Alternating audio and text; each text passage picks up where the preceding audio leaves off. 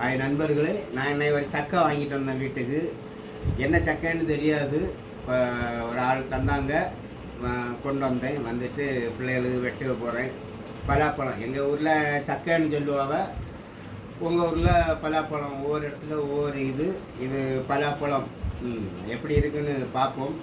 நல்ல நல்ல மனம் சூப்பராக இருக்குது. மனம்னு சொன்னோடனே அப்படி சாப்பிடணும் போலே இருக்குது. பார்ப்போம் எப்படி வெட்டுதுன்னு.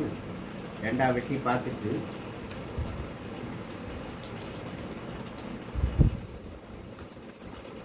கத்தி அரமாட்டேங்க.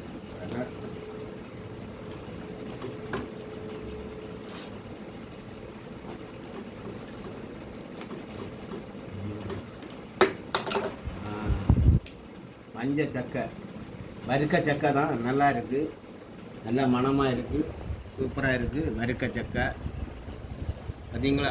வறுக்க சக்கை ரெண்டா பழந்தாச்சு. பார்த்துடுங்க. இனி இதை அறுத்து பார்ப்போம். அறுத்து தான் கத்தி ரொம்ப வரமாட்டேன்.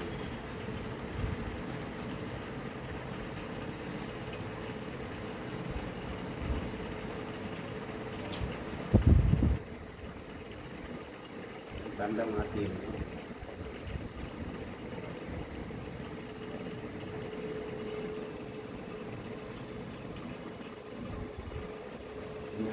அரைச்சிருக்கோம்.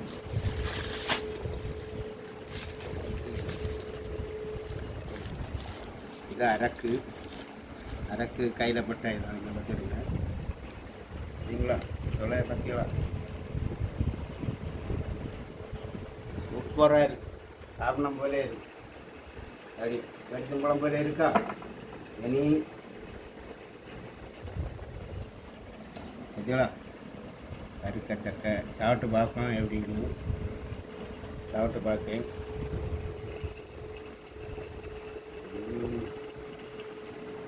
Super taste. வறுக்க சக்கை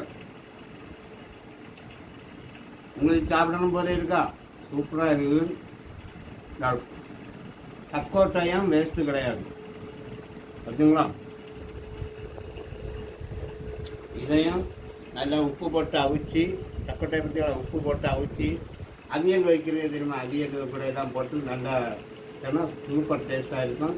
வெறும் இதாட்டம் அவிச்சு தேங்காய் கடுகு எல்லாம் தாளித்து போட்டு பொரியல் போல பண்ணுவோம், நல்லா இருக்கும். இப்போவே இந்த சக்கை சாப்பிட பிடிச்சவங்க ஒரு லைக் பண்ணி சப்ஸ்கிரைப் பண்ணுங்கள். பாய். வேணும்னா வாங்க சாப்பிட்றோம். ஓகே.